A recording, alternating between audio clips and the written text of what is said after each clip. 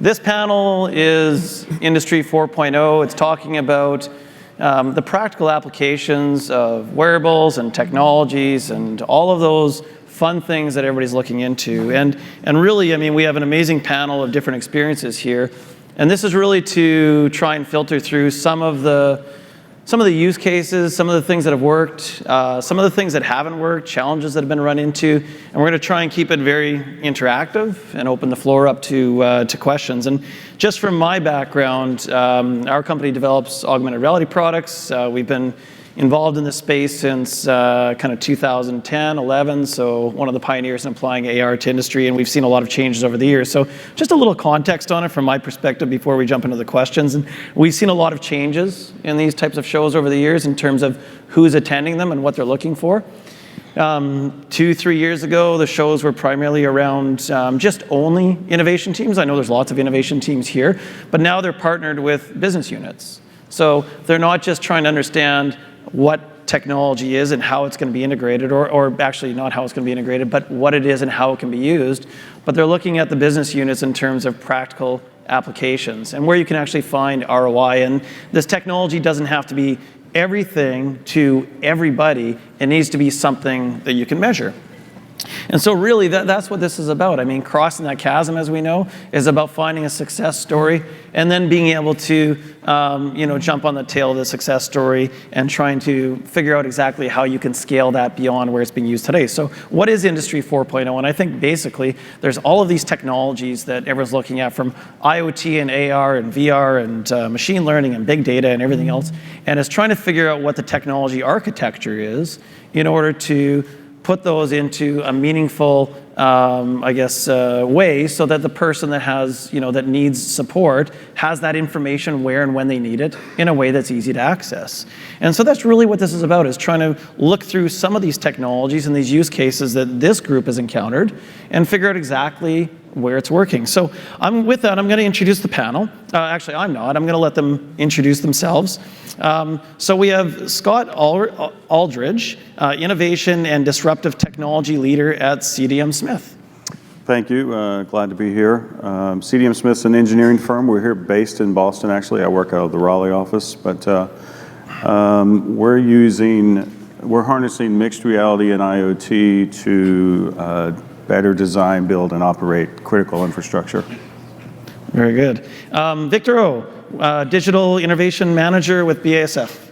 Hi everyone, Victor here with BASF. So we are a large chemicals and materials company. I'm part of a new team that's based in San Francisco. So we are the digital innovation team, and our mandate is to plug into the startup ecosystem there and really run as many of these proof of concepts or proof of values as possible with our internal business units. And so for BASF, it touches a lot of different industries. So we look at a lot of different technologies, but also it could impact areas functionally as well. So within HR or within that aspect. So happy to talk about some of the use cases that we've looked into. Some of them failed.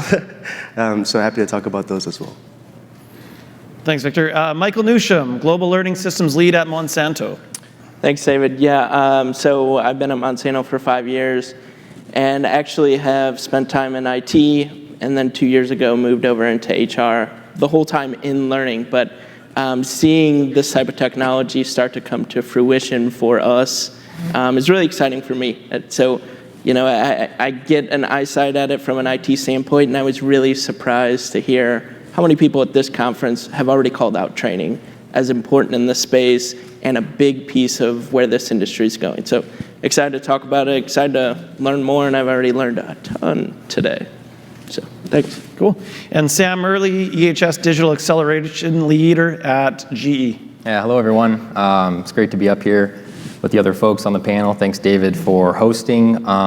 Excited to be at another EWTS. So I sit on the Environment, Health, and Safety team at GE on the digital team and manage the emerging technology portfolio for health and safety at GE. So work with our groups internally, work with a lot of startups and new companies to try and marry up our most important use cases with tools and technologies that are either product ready or getting very, very close to product ready, and then work with the GE business units to socialize and educate, pre-pilot into pilot, and then really try and pull that together as a framework that then they can go and kind of self-deploy. So again, excited to be here. Excellent. So what we're going to do is have a few topics of conversation. I'll direct it at kind of one person in particular, but obviously this is meant to be kind of an engaging type of panel. Honestly, if you have a question while we're in that topic, feel free, if you're feel excited to ask it, to put your hand up and we can maybe even address it immediately. There'll also be time at the end for some questions. So with no further ado, we'll start with Michael's been involved in IoT, wearables, particularly in the training side of the business. And I guess one thing that pops into my mind in terms of that is how has that really, I guess in a practical sense, affected training? Or is it in some ways, is it training at all? Or is it really more about just being a connected workforce that's showing people what to do and measuring that in real time versus training? Yeah, and I'll tell you candidly from Monsanto's experience, the L&D space is a huge opportunity for us. So what we're doing there right now is really at the very front end. So I got my hands on some marketing tools that were built to be customer facing that we take to trade shows, which include some VR experiences, and we brought them in-house and said, hey, these are things, and Monsanto's really big into ensuring our entire workforce knows the core of the business. So understanding the farm, understanding our products, understanding how to support the business effectively. So we took some of those tools in-house and said, hey, let's make these available internally, make sure our workforce knows this first, and at the same time, utilize it for our customers. So our big successes so far have really been in IoT and really approaching the technology side of the business from a biotech standpoint and breeding standpoint. So the biggest things that we're working on right now, one is Cargo View. So it's a tool we implemented a few years ago that essentially tracks shipments of seed. So while they're in the truck, it's tracking seed data on the temperature, the humidity levels, because what we had run into in the past was those seeds were spoiling. The temperature levels were getting too hot, and it would spoil the seed, and we were losing good chunks of money on our product that would get lost in those spaces. So we implemented these tools. The first year we did it, we caught 28 trucks that were close to overheating, reprioritized their spot in line to unload quicker, and saved a lot of that seed and saved the company a bunch of money. So big win initially in that space for Cargo View. One of the bigger ones in R&D is Field Drive. So basically we rigged up our tractors at Monsanto with a lot of sensors and imagery data so that we're tracking real time as we're harvesting our information. We're tracking seed topology, so the content makeup of the seed itself, what types of seed we're pulling in, and moisture levels of the seed as we do it. So we're analyzing that data real time from all of our sites to provide predictive analytics for our customers to say, these types of seeds with these traits grow best under these conditions. So really getting precise in how we track that and how we provide better products to the customer. Lastly, Climate Corporation is a company we acquired a couple years ago, and they really focus on weather prediction. So predictive analytics around weather, and in farming, that is the biggest thing that we don't know what's gonna happen. We can't predict the weather, but they are really diving into the data and the metrics around it. So with that accommodating with Field Drive, we're able to pull data and make really predictive recommendations to our customers. Very cool. Any other thoughts or experiences that the rest of the panel might have in terms of how the wearables are impacting training specifically, or just guiding people, maybe almost anti-training? If I could chime in again from a training standpoint. So how many people in here have taken a training where you're like, man, that was really boring, I had to sit through it, and it's an annual training that I'm not gonna remember 2 months from now? I know I have. That's not funny. And we know that, right? Data tells us that a couple hours after we complete a training, we start losing retention of that information, all the way up to 90 days past that, we retain about 2% of that training. So we continue to push out an annual training that we really know our workforce isn't capable of retaining long term. What I love about what's happening in the wearable space, and this is what I'm really get excited about, is we're taking the core ways that people learn. So primarily it's on-the-job experiences, coaching and guidance, and some formal trainings, push or pull type of efforts. And we're combining them all into the on-the-job training. So in the technologies I've seen today, you can be on the job, working in real time, getting coaching and guidance, and getting some formal direction in how to learn as you walk through those tasks. So we're hitting people with training exactly when they need it. There's no need to try and jam a bunch of information in their head and try and plug their ears so it stays in there. We're giving it to them exactly at the right time. Yeah, absolutely. I think that also ties into the changing workforce and the demographics that exist too, right? We're not seeing the same worker that's in the same position for 30 years. We're seeing a younger workforce that's moving positions faster than ever and seeing new technology faster than ever. So if you can guide them on the spot instead of always trying to train everything in advance, it's going to be obviously a lot better result. I could maybe add something also on the training front. Yeah, absolutely. For BASF, one thing that I've heard from managers in terms of new hiring. So with the new workforce that's coming in, the millennials, I've heard that, especially in the chemical lab, that there's sort of this, not fear, but hesitancy to actually train with chemicals and to actually do those experiments in the lab, which is kind of a funny and sort of backwards way of thinking. But I've heard this from managers where they're actually thinking about using VR to do the training beforehand or to ease sort of the tension for a lot of these new workers that might be coming into the lab. And really for our company, the chemists are the lifeblood of our research and what we produce and what we'll be selling. So I think it was an interesting, it's a soft thing, right? It's a generational gap that we have to sort of adjust to as a company. What I like about that is you're giving people a safe place to practice. Yeah. So you're saying, let's fail, let's make your mistakes, and here's your opportunity to do it so that when you're in that moment, you're not making a critical mistake. Right. Very good. So Scott, you're from an industry, construction, engineering. What are some of the challenges, and how do you address those challenges, I guess, is the bigger question, in terms of adoption, or I guess in some cases resistance to integrating or implementing new technologies like wearables that employees either don't have or are somewhat resistant to. I know it's a little bit different than your drone work, that it's kind of you involved in it and you're managing it. But when you're talking about wearables and looking at a workforce that you're hoping is going to adopt those so that you can see that value proposition, how do you address some of those challenges? Yeah, well, our use case is a little bit different. We're not deploying hundreds or thousands of devices. We're deploying dozens of HoloLenses out. I guess the perception is the biggest thing that we had to overcome, because many of our folks had tried virtual reality through HMDs or through smartphones, and many had said, "Oh yeah, I know what that is," or they had tried different AR solutions. For us, though, and many, I'm sure, if not most of the people in this room have tried the HoloLens. If you haven't, please do. But it's one of those technologies that it is different. You get that immersive feeling like VR, except you see the real world. So a challenge for me was to go around to our engineers, who most of them we've been in business 70 years, so we have a lot of people who have been with the firm 30 years, and we have a lot of younger folks.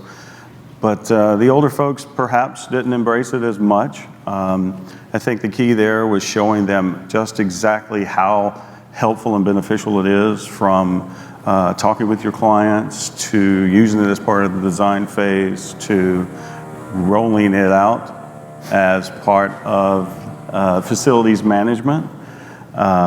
So I would say the challenge is a little different from us, and it took probably a year and a half of us using the technology actively to get a lot of participation. Now it's snowballed to where we are going to have to get more devices. In that year and a half as well, have you found that there's a huge change in terms of ease of use that's made a difference, or is it more just about acceptance to trying it? It's a little of both. The HoloLens obviously is the first edition, and so I'm not sure when the next one will be out, but it's limited in what it can do. But for us, it was a better fit. We looked at a lot of different augmented reality technologies and devices and hardware, but because we build three-dimensional models for everything, I mean, that's our lifeblood. We build the model and we build it. We can take those models and use them as part of the process. And it's not a replacement, but it's an augmentation. So we can look at that design at 20, 30, 40% with our clients and walk through the environment with them together, and we don't have to be on site with them. They have a HoloLens and they're in the design with us, and we're in our office in the design with them. We see each other's avatar, we hear each other's voice, and it allows you to have a more trusted relationship with the client. You have a better understanding of what the deliverables are going to be, what the design is actually going to be, and quite frankly, you catch a lot of things you don't normally get just by looking at a drawing or a 3D fly-through. Yeah. So. And at that point where somebody's had that success in using, in your case, the HoloLens, are you building stories and use cases that you're promoting that's now making it easier and easier for the rest of the workforce who might have been resistant at first to now jump on board and become, users and adopters of that technology? Yeah, absolutely. I would say that in just the last few months alone, we're getting more and more of the business reaching out to us. The way I put the technology out there into the business is I partner with different business units, and they provide personnel to work with me to use the technology. And at first it's go to a couple meetings and pull some arms and get some people to do some stuff, and now they're coming to me. So it sells itself. I would say that right now the biggest hurdle is the pipeline of getting the content into the devices and pushing them out, which is the biggest issue probably. Yeah. Anything else that the panel wants to add? Thoughts around that? I know from an adoption standpoint, we learned the hard way a couple years ago. So we did roll out some Google Glass to our agronomists that actually go out in the field and do surveys on the field, detect diseases and measure insect pressure. And they weren't given a lot of direction. They were handed the Google Glass and said, go try this out, see how you can use it. It did not take off. There were a few people that dove into it, but they didn't find a strong use case. So I do think it's important for anybody getting this technology to know up front what the capabilities of it are and have some discussions and maybe have some things worked out in advance that, hey, here's some ways that we already think this can apply to your role. Can you confirm that or can you deny it? So at least at the end of it, there's certain things you're measuring that will tell you success or failure on those certain points. Cool. Okay, so moving on. Sam, you have a great job in an innovation team. You get to try all sorts of technologies and figure out how they're going to be used and really just be kind of one of those leaders in terms of those emerging technologies. I think the wearables have now probably reached a point where they're no longer that shiny object that's just like, look how cool this is. I can see stuff in space. I mean, they've got to that point where they're being used in a practical way. But along with that also comes the challenges of being a real technology that's being used in a real business. Yeah. There's all sorts of questions that start coming up from the users and security and privacy and everything else, and it becomes less, I guess, shiny and fun and new and more practical and something that you need to measure and control. Yeah. So what are your experiences in terms of where that's transitioned to and the challenges that you're seeing in that area? Yeah, it's definitely something to work through. I mean, I think you were talking about understanding your end users and kind of having this framework packaged up for them to enable their use cases, right? And I think if you pull that forward, it's very important to have partnerships with your compliance teams and be able to contextualize back and forth between end users and legal or works counsel. So we spent a lot of time doing that, and I think the time that it takes to go through that process. So talk through things like, okay, what data do we or should we anonymize, and when do we do that? So there were some folks earlier talking about, flipping that switch automatically, working with vendors who have rolled out globally and who have some of that capability. A lot of discussions around, what's done with that data, what's the intent, right? And so that's where we take the approach of let's put together this framework, right? Let's work with the compliance teams who, we're lucky to have such a great compliance team around the globe. Let's work with them. Let's work with other partners and stakeholders early on, and let's create something that balances both. I'll say not so much rigid rules, but something that can be taken and tweaked and is really a roadmap and a guidance for others to really enable them to use these new tools and technologies. And I think that process, the length of time it takes, I think depends on where it's going to be rolled out, and I think the nature of the technology itself. So we're starting to bucket things into, for example, does it have a front-facing camera and a microphone, right? So we've got these rules and kind of set guidance steps to take versus is it something that's doesn't have any of those media capturing capabilities but is a biometric wearable, right? So there's different things that end users may have to go through as a project team before they can roll out and really tackle their use case. So, and I think it's really important, right? It's really important to mitigate the risk, take those things into consideration before trying to tackle a use case and figure out that ROI. Yeah, that's a similar area for, at least from our team's experience. So BASF is global, and like you said, it really depends where you're trying to roll out the technology. For us, one of the projects that we tried to roll out and actually failed in doing was because it ran into legal issues and regulatory issues, especially in Europe, where the data for, let's say, your workers and employees is actually a lot more regulated and protected than in North America or in the US. So taking that biometric data and actually having it personally tied to an employee is almost impossible in Europe, where here it's probably regulated, and I don't know all the legal aspects to it. It's probably looser in North America. And so for us, it was one of the roadblocks that we ran into that we couldn't actually overcome for the point of a proof of concept, because it was a lot bigger of an issue that we could tackle. So. Yeah, and I think there's maybe some ways to approach that, right, based on your vendor or who you're working with internally. But right, a device maybe that you can roll out in the United States may have some restrictions over in the EU, but maybe you can still roll that out but not transmit data off the device itself, but give that one-on-one feedback to the end user and still try and tackle your use case and then go through those compliance checks and balances. So I think it's give and take, yeah.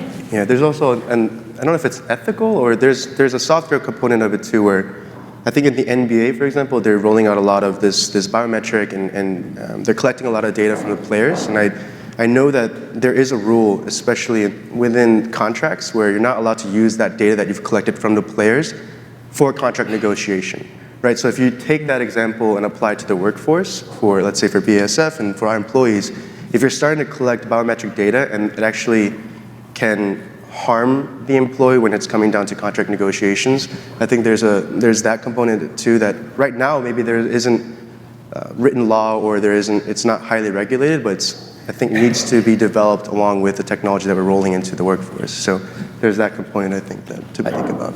Yeah, and I think one or two ways to look at it is what can you engineer, right, to stay compliant within the device or the technology itself. If you're rolling out smart eyewear and you're doing telepresence sessions, do you need to blur out faces, right? Can you build that right into the tech itself so you remove that concern off of the end user group? But then for things that you can't engineer, right, maybe there's a framework or kind of a roadmap for what you can and can't use that data for. So we usually look at it in those two buckets. Very cool.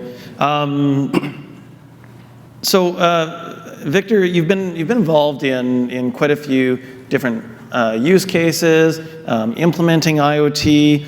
I'm sure there's lots of people here that would love to leave this event, this function, with some idea of how do I actually get started? How do I implement some sort of project, some sort of pilot or POC that we can try in our business and figure out exactly how we're going to measure that so that we can gain some further support or attract business units or gain some funding.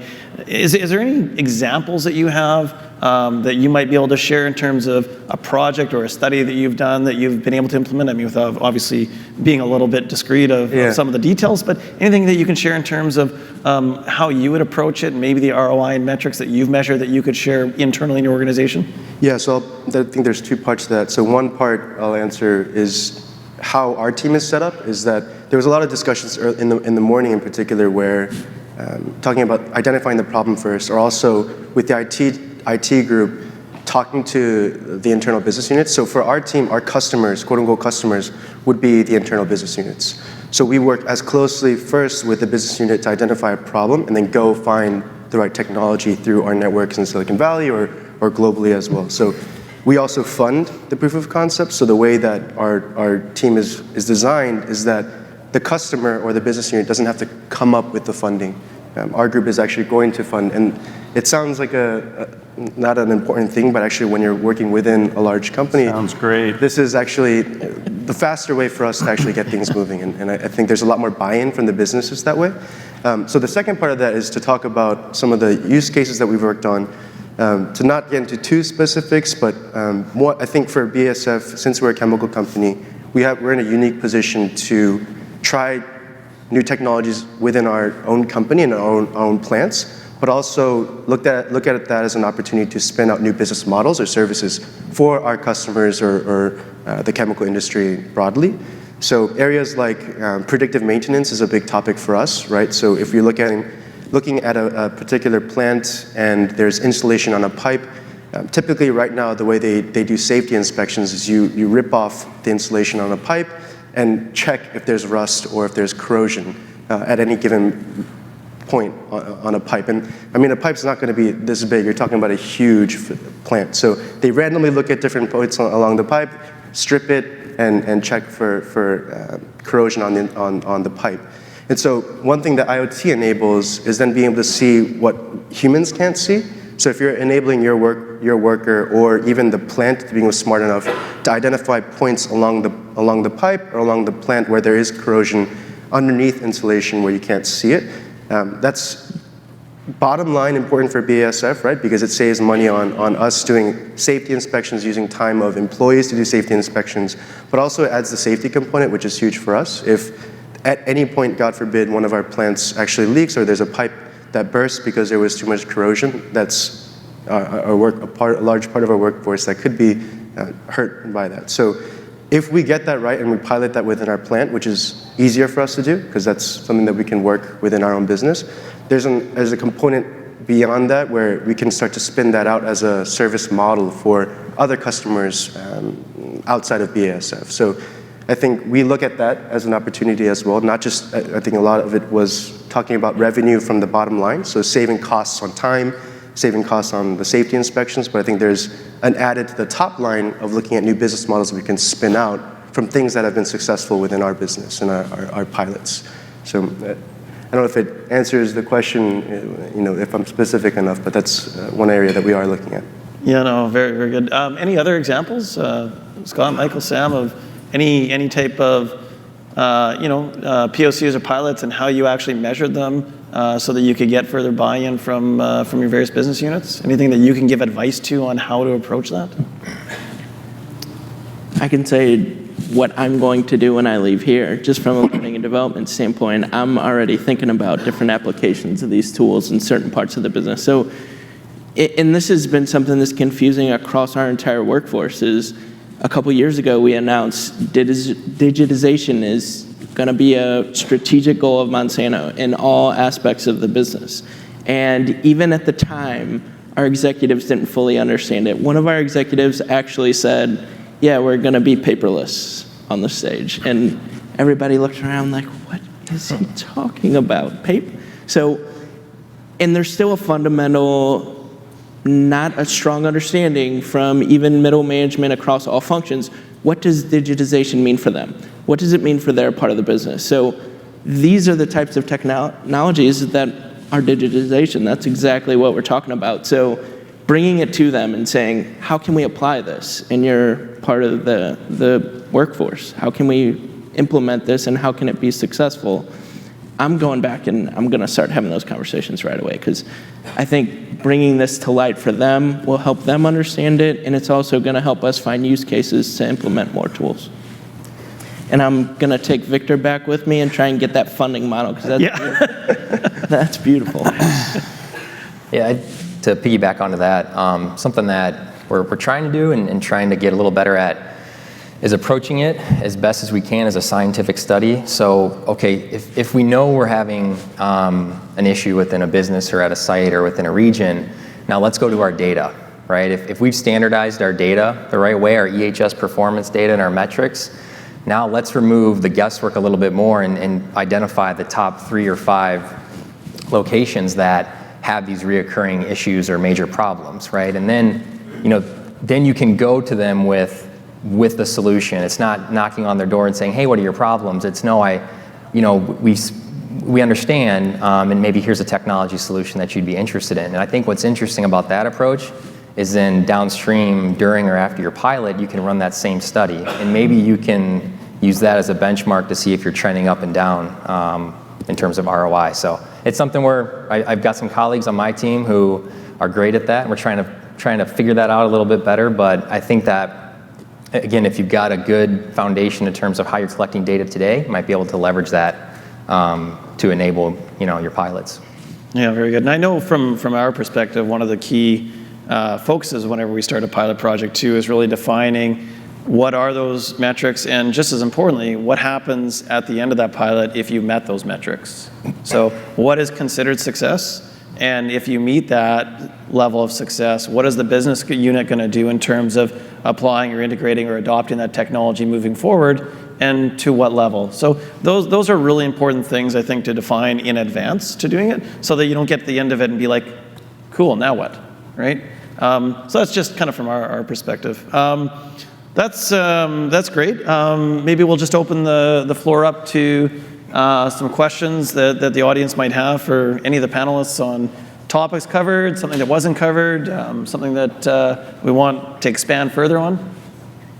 Yeah, and while we're waiting, one other thing along the lines of where to start, what we've had really good success with it as far as advancements in learning. So when we rolled out learning journeys to the business, extended learning plans, we started with our leadership development courses, and it touches all functions, and it's leaders in those spaces.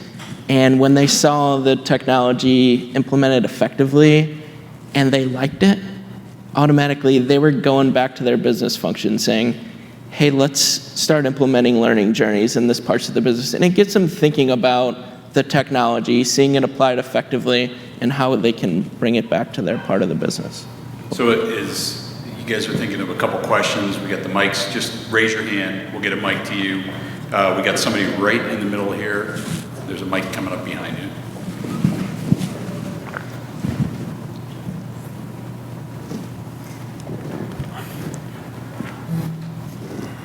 One turn. Yes. Good afternoon. Frank Skander from Stripe. One question: how do you, from a human resources standpoint, how do you sell these to your workforce? I mean to say, for example, union leaders, for example. How do you tell them that this technology is going to help workers do things better? For example, how do you do that? Thank you. Yeah, I'll put my HR hat on for a second, and I'll say I've only been in HR for 2 years. So, but when I think about it from that standpoint, it's important to sell these things, right? Because it's a scary space for the workforce. You're hearing all of the ways that these technologies can replace the workforce. The other side of that, and when I think about it for me individually, I start to think about, I better start to learn that technology and how it works and how to apply it in my role, because as soon as I do, I'm now more marketable, right? So when you think about introducing that technology, you want to be on the front end. You want to be doing the latest and greatest. You don't necessarily want to be the last adopters, because you're going to be slower and you're going to be behind the rest of the workforce. So I think it's important to have those open conversations about the benefits that it brings, and that's where you kind of talked about understanding a little bit of that possible ROI up front, and having those conversations with the folks rather than just rolling it out, making it mandatory and telling them, here's what you have to do. Helping them understand why it's being introduced, how they can start to apply it on the business. And, probably everybody's starting with pilots. Let's tell them it's pilot. We're trying to understand it, and we're selecting you to help us understand this technology and help us implement it effectively across the business. So then they now feel like they're part of the solution rather than being pushed to something new. That would be my recommendation. I don't know if I understood the question completely, but one thing that BASF does that's super practical is just incentivize the employee, so paying them. For example, if you join BASF as an employee, you get, let's say you can get a free Fitbit, and monthly, if you meet certain targets that you set for yourself on just health-wise, like how many steps you take, which is really easy if you're just walking, just in general every day, you can get a certain X amount of dollars per month or per quarter. That's just a bonus or an incentive to you. So I don't know if that answers, that was the type of question you're asking about, but that's one way to just roll out even, I think, wearables to your workforce that is not maybe in the context of like a factory, like eyewear for a factory, but just in general across your entire company. So I think another thing that comes to mind for me from a talent management and HR standpoint is how do you start to prepare your workforce for these technologies? Even though they're not there yet, how do we start to talk about it? How do we start to develop the skills they'll need to adapt these new technologies quickly and evolve with the technology as it rolls? So I think that's an important component to think about even before you start to roll these out. What is that strategy going to be? How are you going to bring the workforce with you? Because people is an important part of our business. So thinking about that. Other questions? I got a question as we're thinking about this. Somebody mentioned before about digital transformation and that translating into we're getting rid of paper on the shop floor. So the question is, in your experience, is it better to educate your boss or to build it and they will come kind of thing? Show the example, get them there and show it. What's the path of least resistance from that perspective? Sam, you got a lot of people who think, they got eyes on this digitization thing. Yeah, honestly, I think it's both. I think if you just did one or the other, you just might have to have that discussion again downstream. So I think it's both.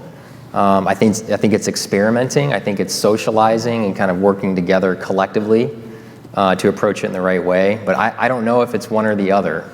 I think that would be maybe tough downstream, right? I agree. In our case, it was a little of both. We got buy-in initially from some middle management folks and then proved that it was valuable, and now it's on board with all of the executives. I think also to add, I do think that it makes sense. There you have the danger if it's just from top down where nothing's actually being implemented, right? So if it's just a vision from management, for BASF it says our path is digital on our homepage, right? It's a big theme for us this year as it is for the industry. But if you don't have a team that's actually enabling the projects or showing proof of concepts or showing that this is how it could work, then I think you can't meet halfway or you can't have actual implementation or actual digital transformation like you're just talking about it. So I do think that there needs to be both sides. Two other quick thoughts on that too. I think, that question 2 years ago, right, it may have been more POC driven and things like that, but now people are able to socialize. There's a lot of case studies and things coming out. So I think that's nice, right? It kind of frees up your time maybe with going through that from scratch. I think another thing too in terms of leadership, it's figuring out as a digital expert is trying to figure out where digital strategy can plug into their goals, right? Their top level goals for the year or for the quarter, and then take those ideas up. So. I think it also depends on the culture of your organization, right? So how does that happen today? Where do new technologies come from? Who introduces them to the business? How are they introduced? So Monsanto, it's very much self-driven. You can get involved in whatever you want to. You put time on somebody's calendar, and if they show up, you can have a conversation. That means they're interested in what you have to say. So in our perspective, it is definitely both, and the employee's given the flexibility to introduce new topics, to find new solutions, and bring them to management and vice versa as well?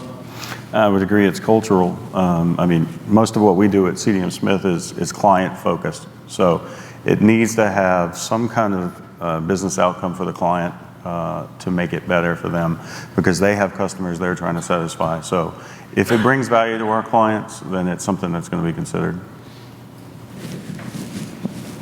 Questions? I know we're getting late. I know everybody's a little overwhelmed with all the content. Want to make sure we get whatever questions from the side. What types of things haven't we answered kind of in this Industry 4.0 and how these things get delivered? We talked about the things to do to get started. We talked, you know, have you guys covered off on like the at all costs avoid, don't pull the lever? Is there stuff to just make sure you steer clear of? Other than the real obvious, like, you know, don't run people over with equipment, those types of things, right? Is there something that seems to recur in these activities, these projects, that is, you know, an indicator of an early failure and you try to steer from it? Have you seen anything like that? Just one quick thing I can think of off the bat is I think peer adoption, right? I think you can really gauge the effectiveness or potential impact if you've got people you're working with now sending that to their peers, right? If they're taking what they're doing in the term of in the scope of a pilot, and they're sharing that with their peers, I think that's a really good insight into maybe where to shift focus versus other programs. So if people don't care, yeah. right? Yeah, I think you eat the cookies you made, right? Yeah, I think you got to dissect that a little bit more and kind of see what's going on. You guys have any other? We got a question out here. Question here, yeah. Dave Seegers Engineering. I know Scott worked with Hololens. Can the rest of you tell us what hardware and software partners you worked with, or if you did anything in-house? I can say just with the stuff we've done in R&D, the cargo view application was with AT&T. They actually provided the sensors and the network to let us have that data real time. A lot of the other stuff, as far as equipping our tractors with the sensors and the infrastructure behind it, was done internally. I know there was some partnerships aligned with making that all happen. I don't know exactly who all was involved, but a lot of it came from internal efforts. I think folks don't want to leave people out, right? Early on in these projects, there's a lot of different folks that tend to touch these things, so it might be just a little careful. I think if you get them on the side after the panel, you might get some more data. The one thing I will add to that, though, just from an experience point of view, is that there's not necessarily one hardware for everything for everybody. I mean, I view it very much like we're going to see right now with your smartphones in industry, right? Where, you know, a number 8 years ago, it was like, oh, what smartphone are we going to use? And now you look at different use cases, people's ability to utilize them versus tablets, and you have a myriad of devices that are used based on the environment, the use case, you know, what the worker's doing, are they wearing gloves? So we're going to see integration of various wearables in different situations, all within one company. So we're going to see that same type of adoption of wearables of varying types all within an organization. So I don't know that there's just one answer for an organization, so to speak, as you move forward. Yeah, I will say that we started with the HoloLens because it was a good fit for us. It's a visually compelling. It fits with our 3D modeling. We're now using it for simple immersive digital twins, so we can walk around an immersive environment. We're seeing the data, but we are definitely looking at other technologies. Just do purely augmented with glasses. It's just different tracks. Yeah. Other questions? I always just like to find out the last couple words from everybody on, you know, if you had to do it again, or just what encouragement you have, how you want to drive it forward. You guys want to chime in with those? I think the exciting thing for me and where this technology is going is really understanding all the situations happening. So leveraging IoT to understand where a situation is at and where an employee is at in that situation, and providing the information they need right at that moment. A lot of standard procedures right now you can already put into place here. I think the exciting piece is some of those dynamic decisions that have to happen, giving them the tools and the technology right at their hands at that moment to make the right call. Yeah, two things. I think we're at a pretty amazing inflection point in industry right now. So I would say for those that, if you're early on or thinking about getting started, it's the tools and solutions are out there by a lot of the folks and others, in the other room. So I think that's really exciting. I think one thing, is wave the white flag sooner and know when to do that. And I think that's really important and something that we're continuing to work on ourselves. But know when to pivot, know when to fill your drawer up, as someone said as well. But that hopefully then can enable you to focus and prioritize on some stronger opportunities. You guys have any parting comments for the group? Yeah, I guess for me on a personal level, I'm just excited about how fast digital technologies, it's an emerging technology, right? And when you're talking about how that could impact a chemicals company, it's I think for me at least a unique space to look at a leader within the chemicals and materials company that could completely be disrupted by digital technologies. And so for me, working on a team to either mitigate that or also look at the flip side, the opportunity for our company to leverage that, to spin out new service models or new business models to maybe 20 years from now, we're not a chemicals materials company. We don't just sell chemicals, but we might have a digital component to that that's layered on top of that. The one thing, I think that's something that excites me. Well, first, it sounds like BASF is a fantastic company. But, what I would say is that I'm glad that, and the folks in this room, it's kind of a tsunami is how I like to describe it, of this digital transformation. And I think we're right in that wave and we're going to crash down at some point and it's going to spread everywhere real fast. So I think it's important for everyone to ride that wave now and have that framework in place for what you're going to do, start to transform how you do it, and then grow it from there. So. Yeah, and I'll leave kind of one final thought from my perspective, and it's that we're not integrating technology just because it's cool or something we can do. These organizations are looking at integrating technology because there's a problem or a challenge. And so just a couple quick statistics actually from customers we have in the utility industry, two over in Europe that both have basically the same statistics, that 25% of their workforce is new within the last 12 months. Conversely, we actually were just at a trade show with another customer field service show a month ago, and they had indicated that in their workforce, the average worker is about 50 years old. So there's some major concerns here in terms of turnover of these workers or unskilled workers that are in the utility industry, for example, with customers that we referenced. So it's not really about convincing a manager they should do something, because it's identifying the problem and having them realize that we need to find a solution to this problem. And these types of technologies don't have to be everything to everybody right away, but there's a starting point for everything. As these guys have pointed out, there's business cases you can build and an ROI that you can measure today that opens that door to expansion. I think it's a great way to wrap it up, and let's thank the panel for some great content, some great ideas.